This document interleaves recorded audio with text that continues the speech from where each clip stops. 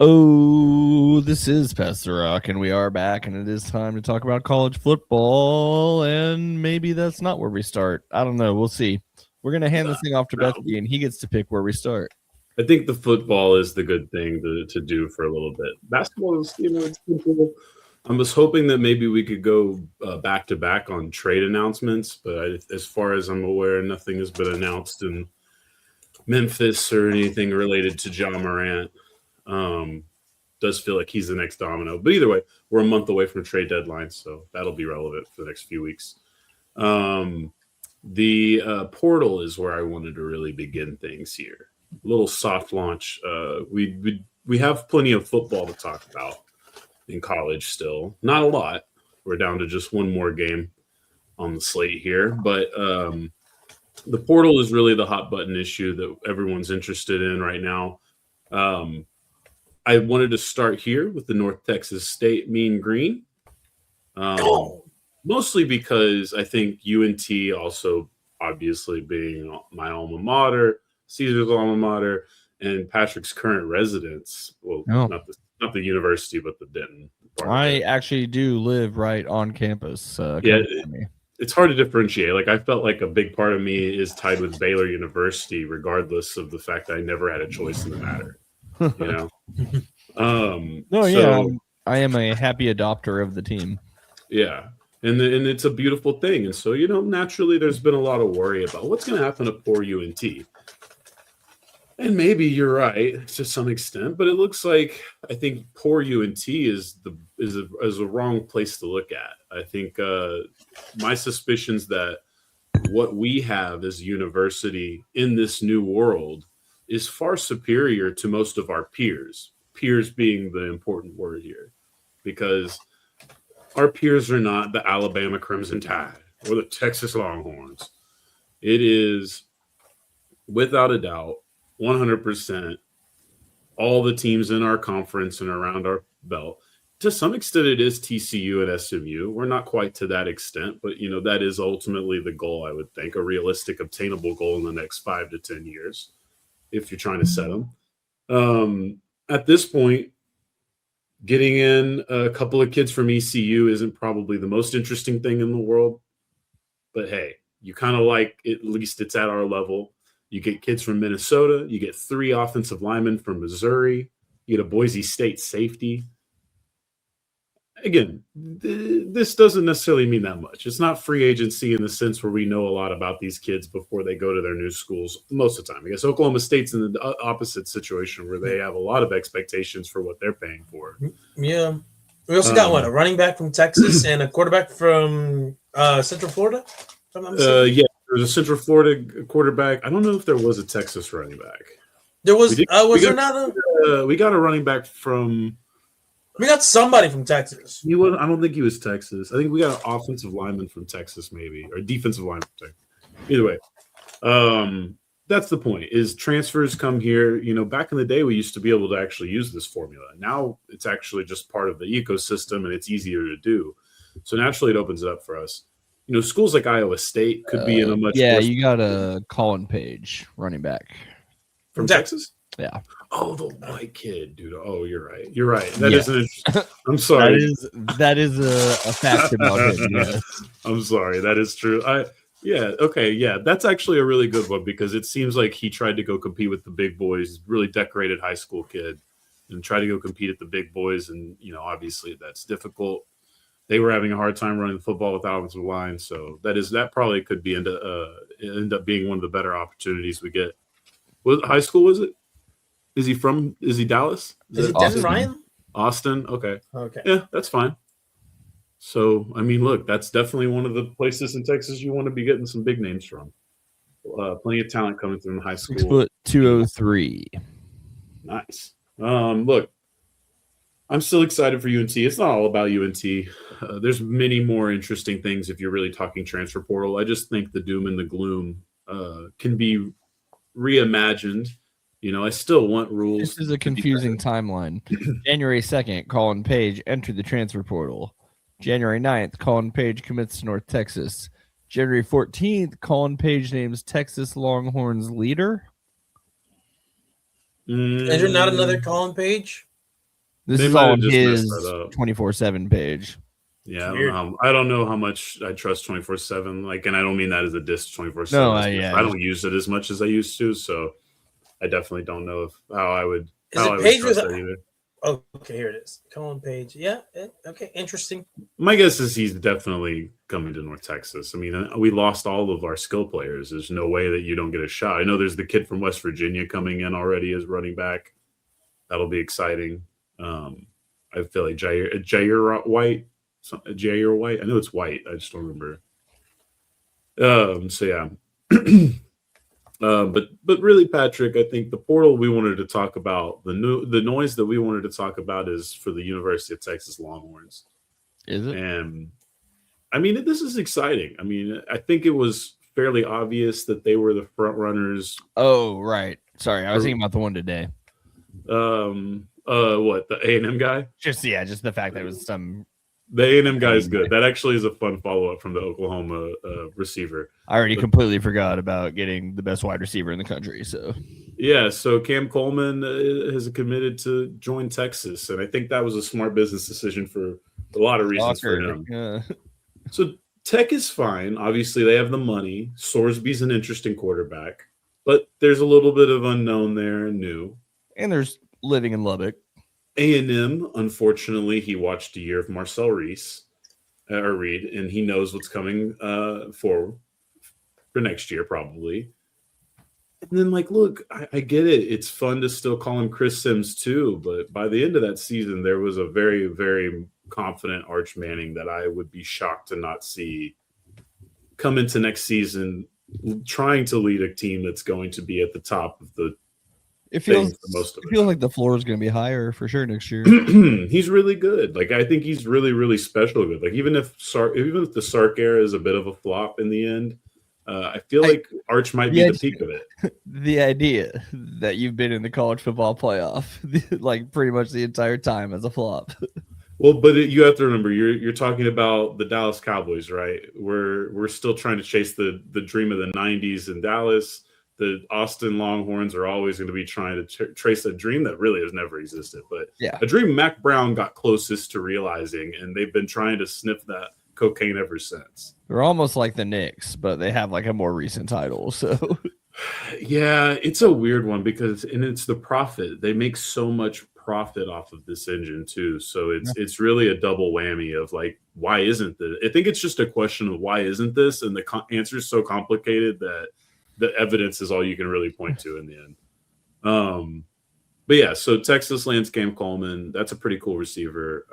They also there's probably some kind of Aesop fable that explains all of this, but there's you get two running backs, and these are all just the 4-star guys. I mean, you know what's good for the rankings or not.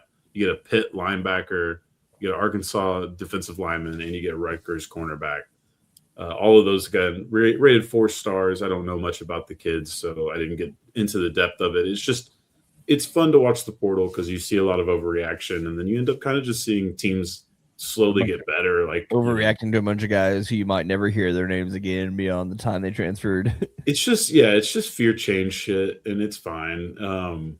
College has never mirrored this version of like pro sports where turnover is just obnoxious, and you have to kind of like, if you choose to, like a lot of these guys got to follow their favorite football teams really casually. And because it was very simple, oh, we bring these kids in, they're stuck here. Or if they transfer out, we know who they are because we hate them all. Now this rush is just coming in and out transactionally, just like pro sports. And so you're getting a lot of get off my lawn because that's the part of pro sports that I don't even know how much pro sport fans like. It just is what it is. Also funny, obviously, just the whole college element where it's like, the reason the transfer portal is when it is, it's like, oh, well, we got to get these guys enrolled and on campus and classes. I personally love this new era because the charade of athlete scholar is not just out the door, but it's not forced because there's still kids who are going to do it and make great, like, are going to still be smart enough to utilize their opportunity. Yeah, they're called linemen. Look, there's a lot of them in different areas. But ultimately, like, they're going to stop pandering to me this fake reality that all these kids are doing well in school as well. That was annoying as fuck. Is for them to pander this false narrative that all these athletes are just clearing grades regularly, and then it was every now and again someone gets thrown off but like I remember no one gets Texas academic Texas suspension anymore. celebrating some really funny like overall team GPA. It was like 2.8 or something. Yeah, We did that it. went viral. Yeah, Texas went viral with like a 2. I think it might have been a 2.8. Which, to be fair, I left Texas with a 0.07 or something like that. But But you know what I mean. It obviously is one of those things where these can be very. They don't all need to be going pro in something other than sports, right? Some of them are actually going to go pro in sports, and that's going to be what it is, and that business will chew them up and spit them out like it does everyone else. So there's nothing to worry about with those kids. The rest of the kids who aren't going to make that are still going to utilize college to make money, to do the same thing that every other American going to college is trying to do. I mean, and they're still got the advantage of that's a built-in network that not everyone who goes to college gets. Is just exactly. I mean, so. And you're talking about like think about it if it was like a business internship and there was some student that was just taking all these different internships at all these different businesses, and there could be really good coaches that come out of this, really good innovation coming out of this chaos. I still think it needs to be reined in just because it's like the coaches part of it is really the worst part for everybody. If they could figure that part out, I think we could all come to a slower understanding. And then there's a funny portal news story I wanted to finish with on the portal. LSU lands one of 2 quarterbacks. They got a kid from USC too, but he'll probably be a backup, at least for the first year. Arizona State, Sam Leavitt. We originally thought this kid was going to go to Kentucky for some reason. He kind of had an incredible career with Arizona State. He was the starting quarterback for them playing against the Longhorns a season ago. He kind of had an unceremonious falling out. There was a lot of injury in and out throughout the season. He was a fairly coveted player. I think they consider him a 5-star. I think he's second to Cam Coleman in the like overall rankings for whatever those are worth. Yeah, this is like the transfer portal era. Like the rankings are niche now. Like it's not that special. It's just like Cam Coleman was the best transfer candidate essentially, right? And then he was technically the second. Anyway, there's a funny photo of him and Lane Kiffin at a basketball game. I think the women's basketball at LSU. And they didn't go to a Pelicans game. And so well, here, this is the funny part. So obviously this is clearly him doing the pitch for Sam Leavitt. Like we're watching it all unfold. Well, if you guys remember last week, we were talking about Damon Williams and how LSU wanted him. That was that news broke as they were watching that game. Yeah. That he was not leaving? That Damon Williams that they were trying to steal Damon Williams. Yeah. Oh, the beginning of the saga. The beginning of the saga started. Yeah. And so that's pretty great because Lane Kiffin automatically starting like this with his new starting quarterback is awesome. Like that's just it has to be the worst and most awkward way. That's the only way Lane knows how to do it. Like he knows and Sam Leavitt knows. Like there's other schools Sam Leavitt's talking to, so it's not like it's no, and that's very fair. That's very fair. It's just incredible Lane Kiffin, and it's incredible LSU. I think they're currently the top portal class for ranking because they're stealing all the Ole Miss guys. For stealing of a good chunk of people, for sure. I haven't really gone through the portal rankings, so they're not that interesting to me. It means nothing to me until people play games. Yeah, exactly. Well, some of it should. I mean, Cam Coleman, like that guy already played a year of college. He was nasty, and he had no quarterback play. Like that's like for him to team up with Arch Manning is definitely notable. Even if you take the burnt orange and the Longhorn logo off the head. Sure, and yeah, obviously the very top end guys, but like I'm just thinking about like if you go on like the Reddit for college. And Leavitt is a real get for LSU in the first year. I was saying to go to the Reddit of college football, it's like every transfer, and it's just like there's so much, and it's just when I was kind of balling them up, I was trying to highlight things that I thought were interesting. With Texas, there's a decent amount of 4-star guys, so I think they're second behind LSU in the transfer portal rankings for 24/7. Again, what does that matter? It doesn't. Yeah. But Means nothing. interesting. Here's the top 5. You got LSU number 1 with 28 transfers. Texas has 14 coming in. Penn State has 36 incoming transfers. Yeah, Penn State, we were worried about them. They just were like, oh, you know what? Iowa State, your entire took a class year is off now and then just ours. blew up Yeah, the transfer and then- portal. Yeah. So if any, like I said, Iowa State should be getting all the condolences UNT is getting because we're going to be fine. I wonder Iowa how- State, yeah, Oklahoma State, fellas. they might get relegated after this. 49 commits. Oklahoma State. Oklahoma that State. makes sense. They're retooling the whole thing. That checks And out. then Indiana, 17. Yeah, I mean, look, Kurt knows what he's doing, and he's already got some fun ones in this. I wonder class. what they can do to try to build in some type of compensation for losing a guy. Oh God, I don't Stephen think you Jones can. instantly quits the Cowboys and starts running SMU or wherever Arkansas is. Arkansas. Yeah. Jerry wouldn't let him do that. In case you guys were wondering, the top 5 overall classes. This includes commits from the high school level, and then of course transfer portal. Okay. Texas number 1, and then you have Notre Dame number 2. Ohio Sark's State window number is 3. now. USC number 4, and then A&M rounds out Texas and the USC top will 5. always be top 10 in that category. Yeah, and I mean, look, both USC and Texas are still on that like edge. I think Sark definitely shows where Texas is sturdy, but it's like, can you now take a leap? We are so far ahead of where USC is right now. Yeah, no, then that's where. But they are. I think they're both so close to a relapse, and that's where you have to like. You just are always worried with these two established college Are they not football in a orders. relapse right now? USC? Yeah. Potentially, yes, but I don't think so because Caesar just read it. I think they have an incredible class, and I They think haven't they've been been good building for for a while. And A I think long time. it was a harder job at USC. Dumbass wasn't a good coach here, but he did recruit well. So I think Sark took over like a mid, tier talent team. I don't even know if and it's recruiting well as much as it's just then- so. Yeah, I mean, look, he wasn't. It's really tough to fuck up getting guys to come here. Yeah, the strip club enthusiast was an interesting coach to say the least, but you can at least look at his classes, and that was the first time Texas got back into the NFL draft. At least we got the okay, cool hook'em meme. Yeah.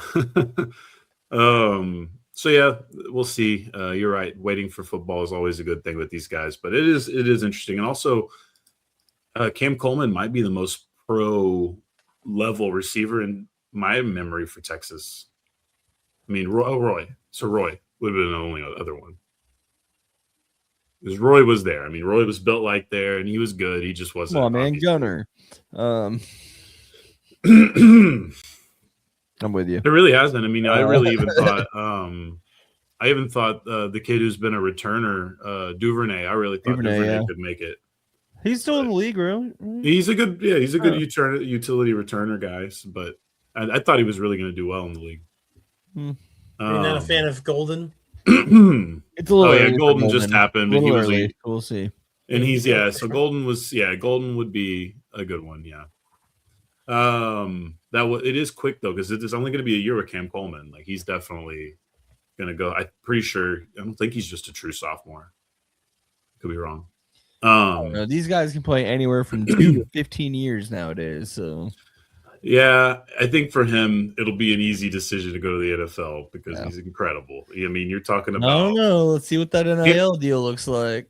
I would say Cam Coleman, not to use hyperbole, he is.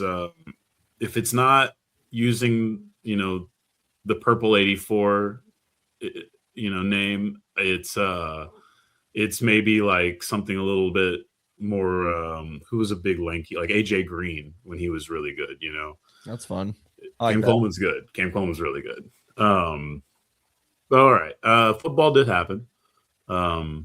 We had the Hurricanes and the Rebels. That was a really good one. That was great. And then we had Oregon and Indiana. Was it good? is it worth having a Michael Irvin Netflix show because they won that game? Not that good. I think you could argue that was inevitable, but it is pretty funny. I mean, it is a big sign of talking about USC and Texas. Miami's resurgence could be the realest story of all. So look, defense is incredible. Carson Beck is not yet. They thrive. They got beat up, I think is also very important to note for the Hurricanes. Got beat up pretty good in that game, but they outlasted Ole Miss. Chambliss was a motherfucker. This was basically a who has it last game. And then even with like 24 seconds and 2 timeouts, Chambliss still gave Ole Miss way better of a shot than they ever could have asked. Pretty damn good win for the Canes.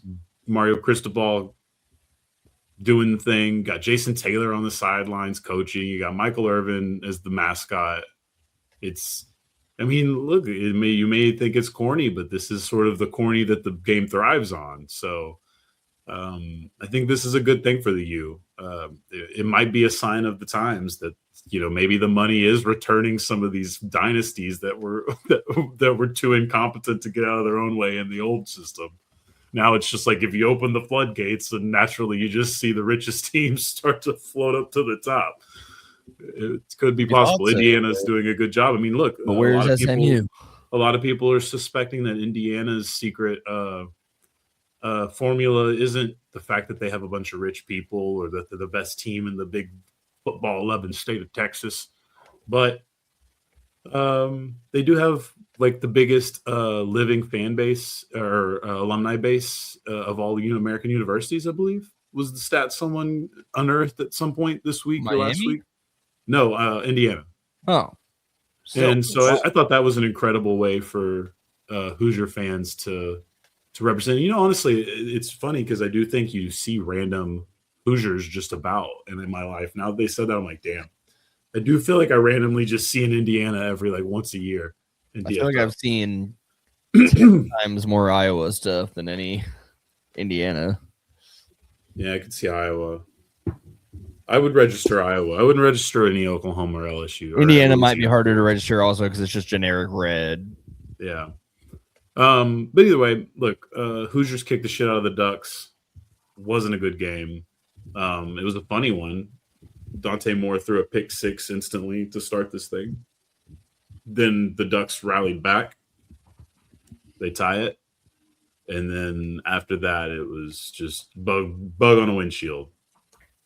The whole entire time. Bug on a windshield. Pretty impressive levels of bug on a windshield here for the Hoosiers. We thought beating Alabama like Alabama used to beat people was impressive. But this was just sort of video game level, go fuck yourself. It's funny just because I don't have a huge historical connection with college football. So for me, Indiana being good isn't real. It's like, okay, cool. Indiana's good. But people with context of history are like, what the fuck? Indiana's good? You've seen the old jerseys, right? I don't think so. All right, let me get you the Antoine Randall. I forgot he went to Indiana. Holy shit. Let me get you that.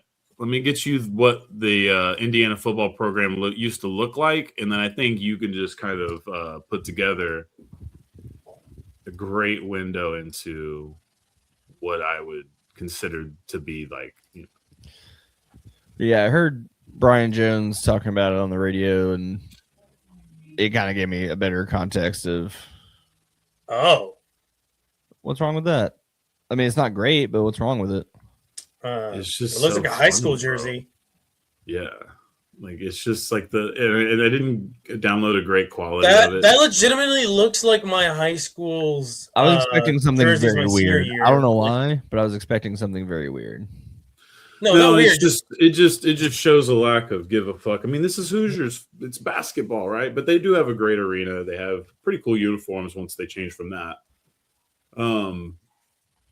Ultimately, I think you're fair for saying what you're saying.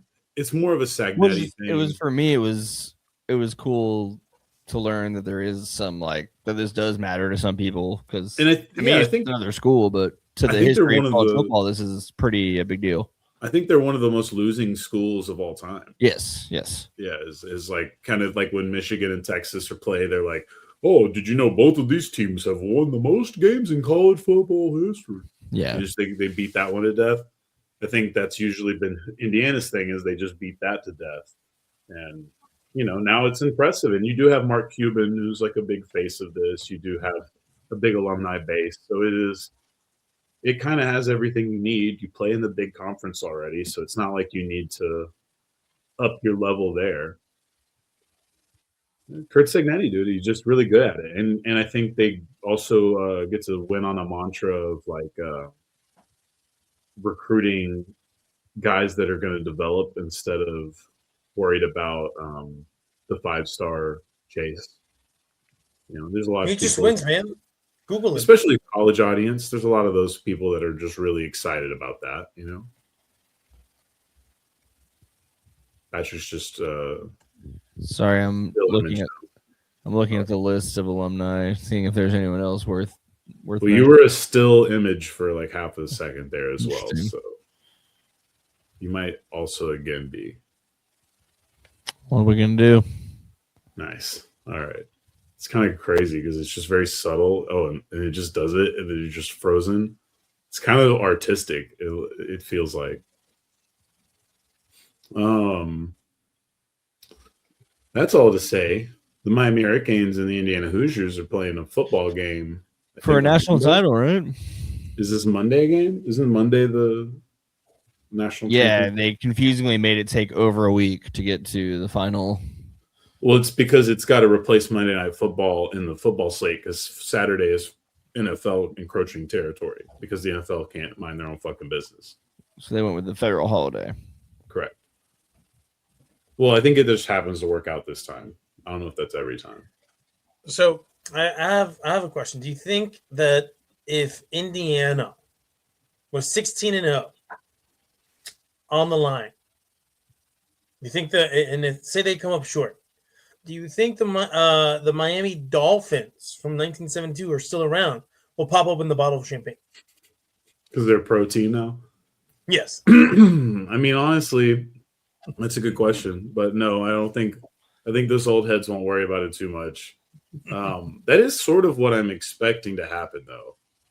At this point, I think you kind of whittle this game down to the number one pick versus like first 5-round defensive players. I don't know if it's that crazy, but You don't think Indiana is like the better coach team and will probably be ready? It's funny because, like, yes, logically I do, and I know that Carson Beck sucks, but I'm like, oh shit, I think Miami built one of those defenses that it just don't matter. Like, I think it's just one of those LOL, sorry, good game, bro. Like, I mean, I really wonder if Miami's defense is that good because we thought about this team being potentially the best team early in this season, and it was all the defense. And then Carson Beck proceeded to throw many games or 2 games away. And then we were like, oh, they're overrated. Oh, they don't deserve to be in the playoff. And now they're good again. And it's just the defense again, just handling business. And, it's like minimize the damage from dumbass. And like Trent Dilfer wins a Super Bowl, right? Now, it happens. What about the part where, okay, I don't know how much Matt stock Flynn, you take into this. Obviously, champion. and feel free to not take a whole ton of stock into it because it's a 1-game scenario. And this isn't necessarily you win and get into the dance type of thing, right? But like, do you take any credence into Indiana just being more battle tested based on the conference that they were in, or you're just looking at the Miami defense? You're like, nah, that defense doesn't matter. No, I mean, I'm saying all signs point to Indiana for good logical reasons, but I think we also should not underestimate how much there is a real possibility that Miami just put one of those kind of defenses on the board. It's very possible. I think it's going to be a fun one. I think it's going to be a very fun one, but I do wonder about Miami's defense just being way more underrated than Yeah, Patrick, you're back with us. Thank you from. Sorry, my research into the Indiana alumni has taught me that the former president of Ireland graduated from Indiana. That feels, yeah, that feels like it could have happened. Is that the weirdest one? Yeah, I mean, to me. Yeah, no, that's strange, but it's not that strange. We have a great education system here, or had. Hopefully, we'll have again. Don't hold your breath. That's all I got for you. That is my entire national championship preview. Is Indiana is where the former Irish president once went to school. And do you have a team that you think will win the national championship here in 2026? I'm picking Miami just because I had to pick a team. And I think you guys are going to pick Indiana. And so I want to try to get one more point, even though I can't possibly get out of the cellar in our college football playoff picks. Yeah, actually, I was just telling C's, I think I'm going to go Miami too. I don't feel confident about it, but I feel like this Indiana, is a generational defense. I saw it earlier, 7.5 favorites. Well, and I think that's fair, dude. Quarterback. I've been on the Miami Hurricane hate train this entire time. Because I was one of those voices who were like, I don't think they should be in here. It's a 2-loss ACC team, didn't win their conference, and then every game they've proven me to be an idiot who doesn't know what he's talking about.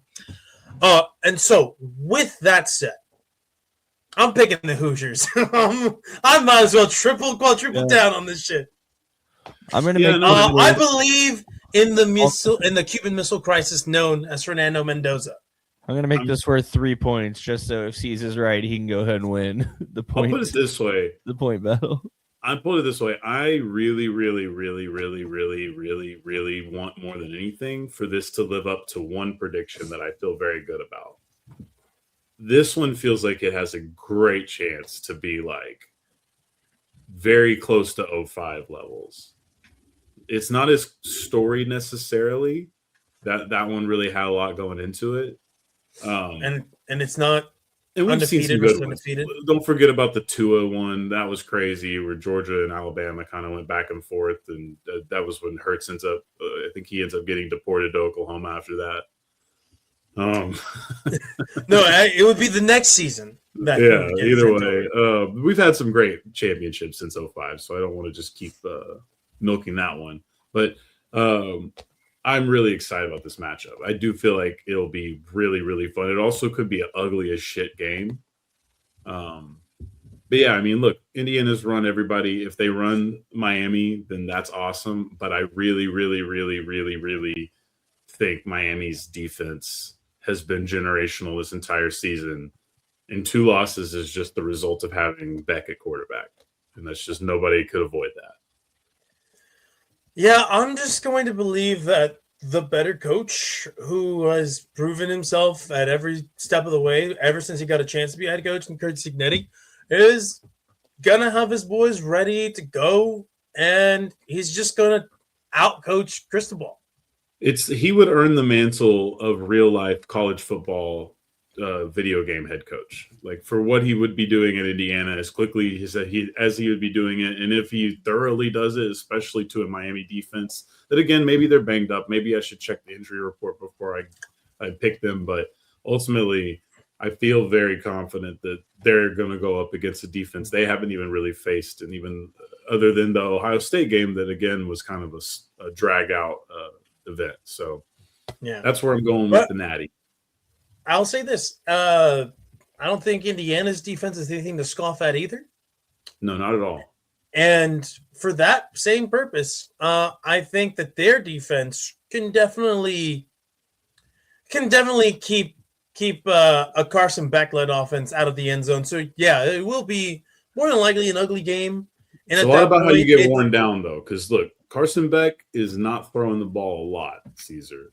The problem is the fact that when he does throw it, the other team has a real good chance of getting the ball.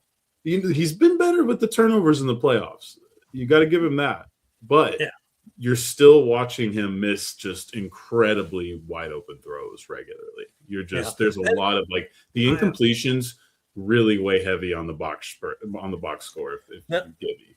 No, this next Just thing, yeah, and I'm gonna, happening on third down because that's where it's a problem. Oh, it's not just third down. It's really just I feel so bad for the Miami receivers. So, like they're really honestly probably a talented group. There's so many times where it's just, especially the young kid they have, the forget Tony, Kadarius Tony, or is it or which Malachi one? Tony. Malachi Tony. Yeah, Kadarius was in the NFL. So Malachi Tony, incredible. This kid is absolutely nasty, and he's over here just he's beating upperclassmen on these routes, and then just the ball is just sailing over his head like the scout team quarterback's playing. Man, that sucks, dude. And that's the guy getting paid the most. Is that quarterback sailing those balls? No, It's true. I'm gonna say this. So there's this one thing that I love in terms of just slander, right? And I don't appreciate this guy at all, but this is one thing. It was Colin Cowherd, and he was slandering Tatum, right? Because he's like, I don't know if you guys heard it, where he was doing the now close your eyes, and I can't see it with Tatum, right? And I overheard that the other day. Like it just popped up on one of my feeds, and I'm like, huh, interesting.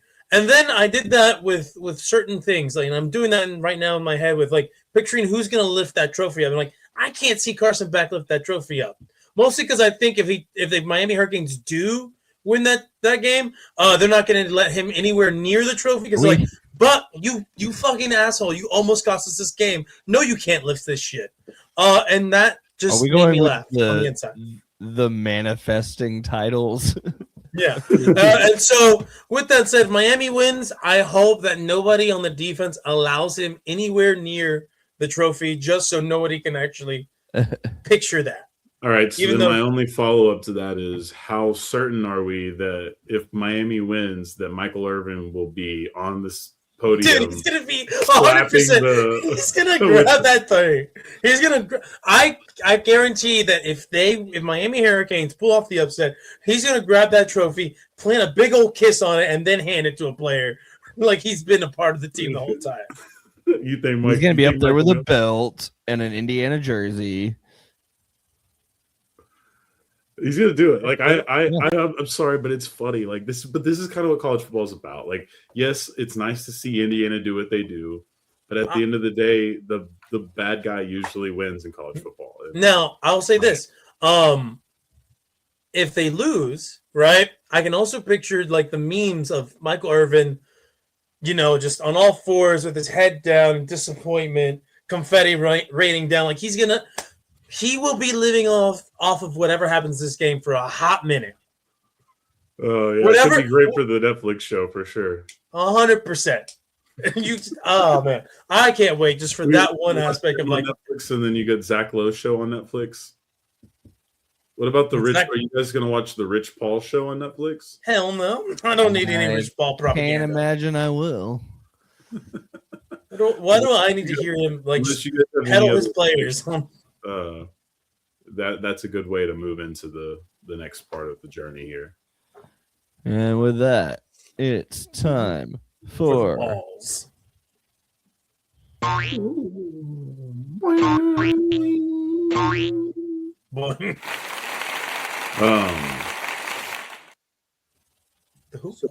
There is actually a part of that I wanted to touch on with you guys, because the Rich Paul stuff is pretty funny. And it's kind of all over the NBA Twitter circles. It's kind of really the first fun story of the year, I think. Billiam Simmons got Max Kellerman out of his fucking hideaway secret world, wherever the fuck he's been. And he teamed him up with Rich Paul to do a podcast. And I don't know if it's going to be on Netflix, but Bill Simmons does like they are a part of that deal. So it's not impossible that that's on Netflix right now. Either way, Rich Paul made a comment about how the Lakers really need to trade Austin Reeves for Jaren Jackson Jr. Not a crazy, unfounded rumor. There's been reports of Memphis blowing up the group. Obviously, the Los Angeles Lakers are looking for ways to build a defensive group around Luka. Not too crazy, but I don't know, if you guys know this, but Rich Paul, kind of actively the agent for like 20 to 35% of the league. So pretty wild thing for him to be on the podcast just talking about this stuff. We found out today that Austin Reeves' agent had a private conversation with him. And then even more impressively, Rich Paul and Max Kellerman released another episode in the midst of all of this chaos and reaction. And so now there is a whole brouhaha amongst the Rich Paulness. And it's fair. It's been brewing for a while with him. This is just the funniest way for it to manifest now. And also Bill Simmons using this to somehow make the Lakers worse is honestly respectable 40 chess from the Boston Celtics super fan. I have to tip my cap to him on this one. This is truly impressive. But yeah, that's a funny one. It's really not that big a deal. It's just there's always been sort of this disregard, I feel like, from the agents. Like they don't really follow Adam Silver's rules. I don't really know how much they followed Stearns either. But it is funny to watch this happen and then to have another agent press another agent on this. And then LeBron, I think, even had to make a comment about not wanting AR traded or whatever it was. And it's just, it became a whole mess. It is just them doing some bullshit like what we're doing. And they don't need to do that, but they're choosing to do that. We do it, we don't have much to lose from it. They just have everything to lose. And they're like, well, what if we would put more chances for us? Yeah, because we don't have our job isn't in that. Like we don't. That's the whole. Well, yeah, but that's why you want to listen to them, because they're on the inside. Which, yes, I do, but there's also just some stuff you can't. Yeah, there's always. I find it awesome that everyone wants to invade this already crowded space at the detriment of their own careers for absolutely no reason. It's incredible to me. I guess the bag is good. People throw money at you. You say yes. Max Kellerman was a good get. We're gonna turn down the FanDuel DraftKings contract for real. Yeah, that's really the answer. But anyway, that was just a little tidbit. What I really want to talk about was the Mavs. We got AD having hand surgery and then not having hand surgery, and then now we're fine. Wait, he's not having surgery? I didn't hear the. Yeah, so second opinion says he doesn't need to have hand surgery. Whose opinion was that? That is an interesting part of this equation. This allows the Mavericks to continue to talk to other teams about trading him before the playoffs.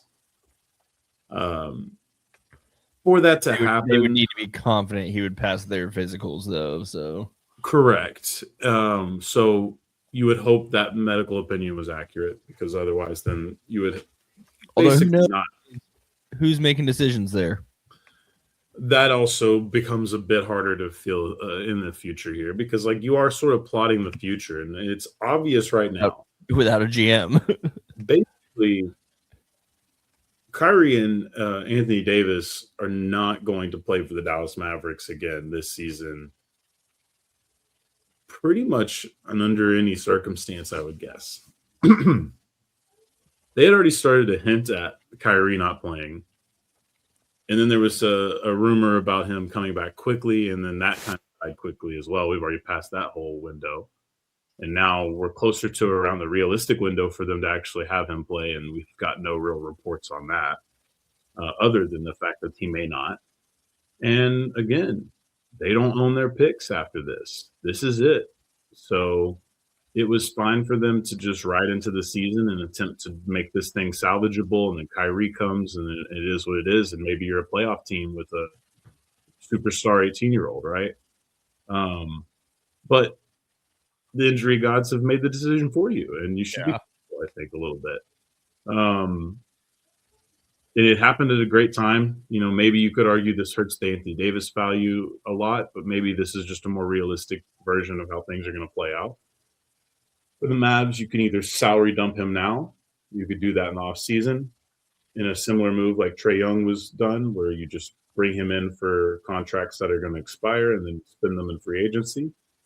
but that depends on how much you like the free agent class, right? Oh.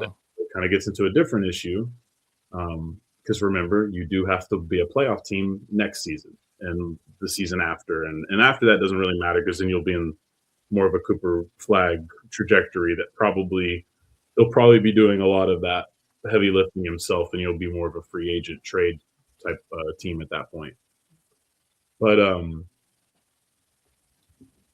I think at this point, this makes me lean Mavericks keep Anthony Davis long term. Like sign him to an extension? No. Don't need to do that. Isn't he a free agent this year? Am I wrong? Not a free agent this season. He and Kyrie are on the same deal, basically, lengthwise. They have a player option. I think both are likely to pick up when they're when Anthony Davis is 34 and Kyrie's like 36. Yeah, so AD's set to make $58 million next year. Kyrie's set to make 40. Yeah, and they both have player options in the year after, and they'll both probably be picking those up. I would be pretty. Yeah, PJ Washington is third highest on the Mavs cap at $20 million for next year. Which brings you to the next question: what do you do with the rest of the guys? Well, Clay, they should definitely be letting go before the season ends. So we'll get to Clay. We've already basically talked about Kyrie. I think his fate is in the same as Anthony Davis. If they dump Davis, they dump Kyrie. Probably sell Kyrie more or less, but they more or less move on from both for whatever they get. For the opportunity to build anew.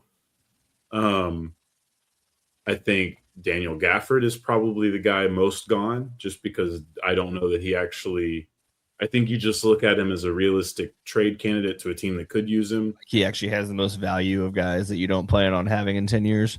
Yeah, and it's a long contract, and honestly, I don't know how much I want him. I don't know. I think Gafford makes the most sense to move by the deadline. I actually team keep PJ Washington because I do think he's a useful utility guy on a decent price, and I like the local thing. I think every team kind of needs the local kid. If you can especially around here for sure. If you can dump Caleb Martin, probably need to get on that because it's not that it's a heavy contract, like he doesn't make that much, but they're actually they could be stuck with him for for the same length as they are with Kyrie and AD. And even if it's just $8 or $9 million a year, that's going to eat into anything you do in offseason. Najee Marshall. Anthony Davis having a player option to make $62 million is so funny. Well, yeah, I mean, when he signed it, he was an all-NBA player. Oh. So Caleb Martin is one. I think Najee Marshall you probably move on from because after next season, I think he'll demand a decent contract, and he's a really useful player. So I think Gafford and Najee get something from. I'm interested in the Clay talk because I don't know what you do with Clay. There's already a report today that came out suggesting that he would sign with Los Angeles Lakers if he was to be bought out. What? Yeah, I think they said they would. I think there were like sources within their organization that said they were going to grab him if possible, which would make the logical sense when you look at the numbers. But I'll hear them also out. Where he was going to go if he didn't go to Dallas, potentially. So, he did actually say it was down to those two. It's 17 for 2 more seasons, right? This one and next. That's not your usual buyout scenario. But what value? What are you going to get back for him? I also wonder about that. So it would be more of a good faith thing, which that team could use right now. They could. I think Clay would have to come to them because honestly, I don't know. I mean, he might just play for them and then be a part of the ride next year. This is another problem. We're not having a GM. You're stuck in this. Well, they weren't done. Yeah, I mean, look, the way it happened in between state. But what happened, and I don't know that they're going to promote this guy, this local guy, or Finley. I think they're not. I think they're just. I don't care what it's just not having anyone is clearly not the right plan. And I think the issue contractually is Dennis Lindsey, wherever he is. I forget. It was Detroit is where he ended up going over to. I think he is contractually obligated to Detroit, and there wasn't really a clean way for the way the Nico firing happened for him to be able to join this staff quickly, because we haven't really heard any other news and rumblings from this. It almost seems certain that they're just like, yeah, it's Dennis Lindsey, but we can't do it right now. But you have some giant decisions to make. And then we've got these two guys, but these two guys just worked with Dennis Lindsey, and they've worked with, they're new, but they're not new. So but they're not Nico's guys, so it's okay. You got to get rid of Anthony Davis before you hire a GM. Who's going to want to come in here with that hanging over him? Well, that's what you're getting paid for. Yeah, but man, seriously. And I think, again, I don't think Anthony Davis is necessarily that bad of an asset to them, only because they are in a weird situation where if he's serviceable for those 2 seasons upcoming, he does just enough to get them into the playoff tier. That saves them from those bailout picks. I don't even understand how you can pretend that's a possible future. Well, but are they supposed to win now? Cooper Flag's in year 1. Well, no, they definitely can't win now. They just need to move off of all of it, start it all back over. Right, and you will. Better time than right now. But you don't just rip the Band-Aid off to rip the Band-Aid off. If you have the opportunity, again, it's simple. If you like the free agent class, then definitely find a deal with a Chicago, with someone who's interested in whatever's got left of Anthony Davis, and then get that money off your books and make the moves. But if you don't, then you still have this guy who's going to play at a very high level when he does play, and that might be good enough for you to kind of keep yourself at a decent level you need to be while you're starting to plan auctioning off the parts, moving Kyrie for a first if you can do it, whatever you can pull out of the hat. Absolute pipe dream, but all right. Right, but I mean, what if even it's a late first, it's fine, dude. Like, anything to move in the right direction here is the goal. So it's like the bar is low, and I think your job is knowing, hey, I need you to solve this Anthony Davis problem. And it's not necessarily, it's only a problem if you look at it like you're contending for a title right now, which was always the stupid part of, whatever Nico was trying to pull off here. So yeah, I mean, that's the big thing, is they're operating with Nico's team without Nico. Yeah, and there's a lot of dudes here who are just fucked out of this situation. Like, there's also a good chance that this reporting that's happening with Anthony Davis's injury, or even just the injury severity itself, is playing into the drama of this, so that everyone gets their preferred outcome. Like, it's really this is an ugly situation, and I think that, yes, if you love the free agent class and you feel like you have a really good shot at bringing in guys who will work on the Cooper Flag timeline, I just think it's better. I think it's better for Cooper Flag's development just to clean house, so he's not even dealing But he still gets. There's a cloud that hangs over the entire Mavs organization every single game. As long as Anthony Davis is there, people are thinking about Anthony Davis, Nico, and Luka. And since he's not winning, then that's never going away. I would agree, but I would also say that in itself will be laughable in a couple of years. Because it's laughable that he's making a third of your cap and won't ever play more than 10 games a season. But you have to understand, this young man is very good. Like, Luka Doncic is doing his damnedest to get the Laker thing right, and maybe it works out for them. They get a title. But I do believe we will be having a lot of fun with this in a few years' time, because Cooper Flag is so fucking it's going to be great. It's going to be great when he's playing for the Lakers someday. Cooper Flag is so fucking good. And I do think, like I said, like, if you can get off the money, obviously, with any of these guys but it's also, do you get off the money? The Davis is it's worth even more than just the money. There's so much, like, him being here is it just is a bad thing for everyone and for him. It's not good for him to be here because no one wants him here. And I would agree. Yeah. And if you find a way out, that's fine. But ultimately, you might be stuck together too, in a way. And ultimately, if you're the Mavs, do you sign up to pay Anthony Davis for 2 more seasons depending on whatever that is for your future of Cooper Flag, or do you end up risking that on a bad free agent signing that's going to be longer, Although I or guess I two should free say, agent signings, or if the whatever. Addisons are still signing people to long-term deals, and maybe I have some hope that the country's not going to entirely collapse tomorrow. So maybe that should be my barometer. Yeah. What the Allisons do, that's kind of crazy. But I mean, I'm just saying, like, you have to look at it from that point of view, because in a way, Anthony Davis comes off the books at a kind of a perfect time for the prime of what you're trying to do with Cooper Flag. That's true. I mean, sure, but I just think you could get a head start on it and just give Cooper Flag just an easier road ahead. But to do it could end up in a situation where you're now paying 2 or 3 guys too much and you can't move their contracts. And now you're starting to handicap. I don't even know how, because you get rid of Anthony Davis to bring in free agents, right? But then what if you don't have the free? What if you settle? I'm saying you get rid of Anthony Davis just so he's gone. No, I understand that, but what you end up doing is potentially creating a situation where your team has to win next year. So you're going to bring in new free agents. You're going to spend money. Are you creating that? I don't anybody have that expectation? Possible. Yeah. You have to win next year. What are you talking about? What? They don't have draft picks. They're not going to have draft picks either way. Yeah, you can acquire draft picks. You can make moves to move forward without, but like you don't necessarily like. There's no motivation to tank. Like they're going to either try to ride out an Anthony Davis, Kyrie era at least 1 year, or they're going to try to go into free agency. And are there draft picks not protected? Yeah, they don't have a protected pick on any of it. Oh, I hate you so much, Nico Harrison. No, they have to, like, guys. They have this pick.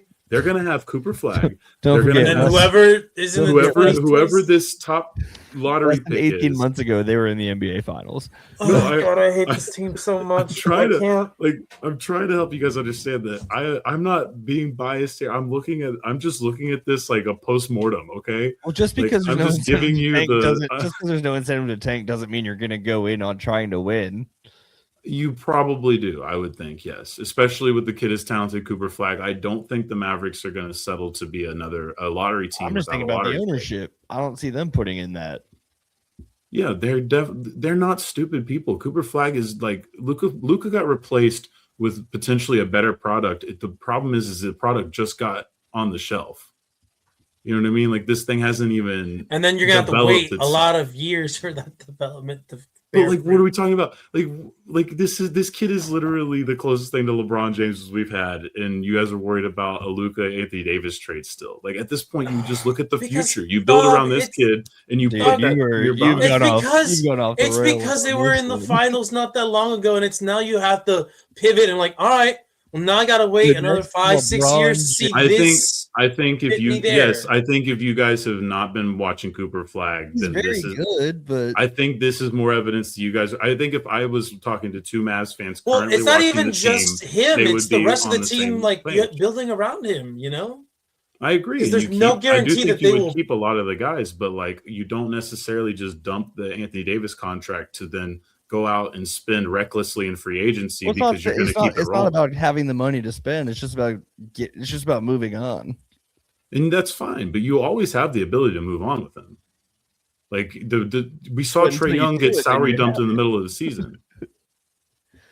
Like there's always has the potential to move on at all times. Yeah, but there's always going to be expiring contracts to trade. People are always going to be enticed with the ability to take, like Washington did, 2 guys that they didn't really care about and just exchange them for a guy another team doesn't really care about because maybe this situation works. Like that formula is going to work a lot more. It's going to happen with John Morant in Miami. And I think Anthony Davis would likely be a part of that. And it's a matter of when probably. But ultimately I wouldn't rush that moment because it's always going to be there. There's always going to be expiring contracts to move on from. There's no point in winning this season, so there's no point in making the decision at this moment. Well, no, unless someone is giving you an offer that you can't refuse. But there's no way they're doing that. The development of Flag is being hindered by having that around. It is this season, but it's not. There's no reason for it would be again next season. Not necessarily. Again, if you can move on from it in a different way, then yes. But if not, like you still have the Lively contract, you still have to deal with Derek Lively. You know, so it's you have to pick your unhealthy big man. Yeah, that's really the issue. It's really that. It's really which project do you hang on to the longest. I heard this theory this morning that I hadn't thought about. Obviously, haven't done any kind of research on. But the idea that, and it's something that Lively's experienced, and it's also something that happened to AD, is that the rapid growth from like 6'2" to 7 foot in a short amount of time, your body doesn't adjust properly. So yes, I actually have had this. I've been working on this theory with Anthony Davis for most of his career. Actually, too big, too fast. Yeah, because it was 2 years spanned. He was. There's probably a way to develop that, but I think the way this person was positing it was, if you're going to treat that guy like he is Shaq, then he's going to wear down, versus there's other ways to train and use him. And it might have been something that needed to happen early on. So Davis went from being not a D1 basketball player, like a D2 point guard level prospect. It was 8-9 inches, like within a year. And then 1 year he became. 1 year. If you remember correctly, he came out of nowhere in the first pick. Like if you were like a nerd like me and you constantly looked at the mock drafts a year in advance, Anthony Davis came out of nowhere that year. I think Tony Mitchell was the year before original number one, and then out of nowhere Anthony Davis came out and became the number one player that year. Yeah, he was a 7 foot point guard, dude. And so look, I agree. I think these are fair. I just think that you don't necessarily have. This is the part of the business that I actually do agree with. Ignore the fans on. Because the emotional attachment is fine, but if the emotional attachment is going to lead to more poor decisions, then you're not helping anybody. Well, yeah, and I'd also need to see attendance numbers and stuff like that. Ultimately, like, I'm laughing because I still think that they as a franchise realized, whether it was whatever happened, getting the Cooper flag chip almost instantly erased the Luka trade. It's just the fact that no one's going to believe me for another 5 to 10 years. And it's funny and it's hilarious that this is where we're at. And I know it's going to take Mavs fan a while to get away from what happened, but it's hilarious. Maybe. It doesn't matter. It doesn't. I mean, he could be very good, but the circumstances still might not make you as good of in the same spots you were in. So it's unless they're literally back in the finals in the next 5 years, then. Yeah, but I mean, you're talking about unless you do the stupid shit Cleveland did the first time, you have a runway with one of the most incredible prospects that we've ever seen. And he is a relentless motor. He plays his ass off. He's out there fighting to be in every game. He's not afraid of any role they've thrown at him. Like, he's passed all the tests. He's an incredible kid.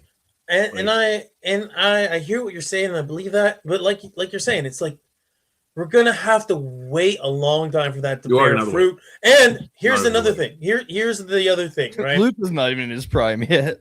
and here's Luka, but that's the conversation about Luka is look at the Lakers right now. Even though it's not necessarily Luka's fault, they're a poor defensive team around him. Yeah, they're a poor defensive team, and he is still showing a lot of immature signs. He's better. The techs have gone down, but he is still showing a lot of immaturity. You look at Shai Gilgeous-Alexander. That guy puts everything into being the best player in basketball, and that's why he's in that position. Well, he also gets every single whistle possible. I firmly believe Cooper Flag is of that version of the work ethic, and because he has all the rest of the talent, it's incredible to think about what that kid's future is. Yeah, and I hear you. I really do think it's laughable, and I understand it's too soon. Here's one of the hangups, though, that I have, and it's nothing to do with Cooper Flag. Right, because I'm taking your word on his development and that he is going to reach a level of superstardom that the Dallas fan base will love and appreciate. It's not that part. My hang up is, and this is with any sport, any organization, you just don't know what the organization is going to do on a year-to-year basis. You know what they should do, right, in terms of building around the guy. Can they accomplish that? Because if they can't, like you mentioned with like the LeBron time, then it's like, okay, so we're wasting this kid's talent because we can't put a functional team around him, right? Because we've seen that happen to other superstars around the league and how that's affected them in the later in their NBA careers. I don't want that happening to this kid because, again, like if you're going to get rid of Luka, and this is kind of the basketball gods saying, all right, well, this is your consolation prize. Is like, well, there's another new superstar coming into Dallas. you better make the most of it and at least show me, right, or show the fan base as a front office that we are going to be as competent as possible in building around this kid's strengths and hiding his weaknesses like you do with all superstars. I think that my argument is more about the Mavericks needing to be slow and methodical in this part of the journey rather than spontaneous. Yeah, and I'm not arguing one way or the other in that regard. I'm just expressing my concern that I don't know if the front office, if this is the front office structure they're going to going forward, will be competent enough to make the most of Cooper Flag. Well, look, again, you have a window. Again, to me, do they even care to? To me, it's of course. I mean, anybody who would take the Mavs job and not, I'll like look at this and be like, the owners.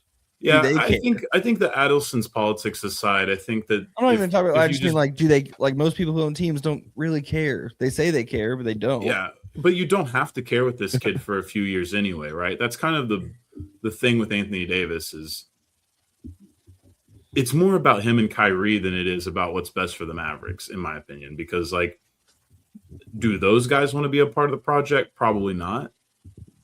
But they probably wouldn't mind if the Mavericks are able to retool this thing. If you move off the 17 that Clay's owed, if you move off the whatever that Gafford got. Well, they're also both. They would have to be taking less than they're currently making, and neither one of them. That's not how the NBA works. This is guaranteed money. That's what a union's for. Well, I just mean like moving forward. Like, well, no, moving forward. There's no moving forward. I think the likelihood of either being on another contract after that with the Mavericks is already. Just as much as I feel sure they're both picking up the player option on those deals, I think. Does the NBA not have like extensions where you can lower next year's cap hit and all that? No. Okay. So I do think that across the I think this is a good opportunity for them to take a slow, methodical approach. Yes, you do need to win next year, but ultimately, I just don't think it's smart to go crazy with the moves. If you're stuck with Anthony Davis, you're stuck with Anthony Davis. There will always be expiring contracts to make that move. So the good news is, though, again, it doesn't matter what I say today. And I guess that's really the biggest thing for the deadline is like, especially you don't have to rush it at this deadline. It has to be an offer that means something unless like, I just don't think that the getting rid of him is that necessary. I don't think it's as bad as the team sucking, which the team sucks not just because he doesn't play. They're going to suck either way. So like this team just is it doesn't have a point guard, and like Kyrie is potentially not coming back. So then this, I mean, it just there's no reason to rush it back. This roster is broken. Is there a point guard in the draft that I can look forward to potentially being paired next to Cooper Flag? Oh no, I have too much to do in my life to keep up with how good the kids are. I know that you got a Boozer kid, you got the AJ kid. I don't think they're point guards though. Well, John Morant's available. Yeah, I don't think Ja's going to be a part of it. I mean, you have Kyrie next year. Like I said, I do think that they might want to. I do think they might want to roll with the Kyrie AD thing just because they don't like they have to win. So I do because they don't have any other pieces to try. I do think there's a good possibility that that's the starter. That's the group going into next season. I just don't foresee either Kyrie or AD being able to give you more than 20 to 30 games, and that's probably logical. And you need to make your roster choices around the fringes based on that. You need to take players on guys that could play for them if they're not there. I think they should be trying to win, but not in a sense of spending money on it. Yeah. Well, if it's a smart contract. It's also going to be a weird free agency just because the money has shifted. You either buy a free agent or you spend spend on parts now. It's not a perfect system. LeBron's going to be available in the offseason.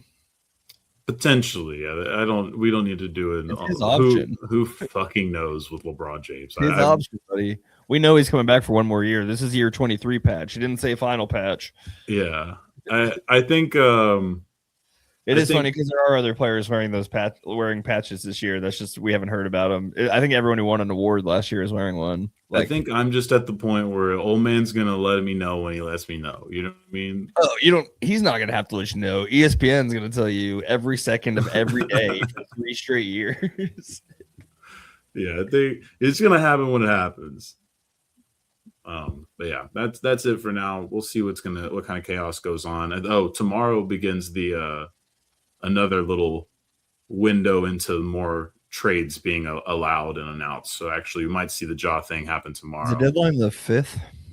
I forget when the actual deadline is this year, but the 15th is the first 15th is opens a good chunk of the players to be eligible to be traded.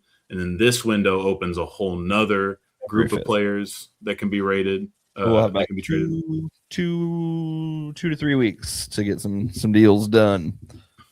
It could be quiet. I mean, I think the new CBA has kind of fucked the deal making NBA up. Giannis has been booing his own home crowd, so maybe they'll trade him. There's so much disgruntled stardom in the NBA right now. It's quite impressive, actually. But it's honestly kind of logical. The Milwaukee Bucks are looking at the Mavs like they kind of went slow, methodical, did it well, won a championship, got crazy with it. Now they got to trade their player. They're like, Giannis, anyone on your family can get a contract. So all I'm saying is, Mavs, just be careful with it. You don't have to leave. You don't have to get rid of Anthony Davis. You might just need to come to the reality you're stuck with them. But there's a way forward in that process. But we will see. All right, gentlemen. By the time we get together again, we should have a new national champion in college football. Right. We'll be down to the Final Four in the NFL. Correct. And I think there's some Olympics happening this year at some point. We'll eventually touch on it for a few minutes.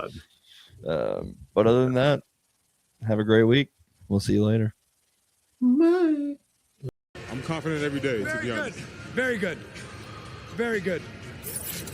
Yeah. Okay. You appreciate his compliment?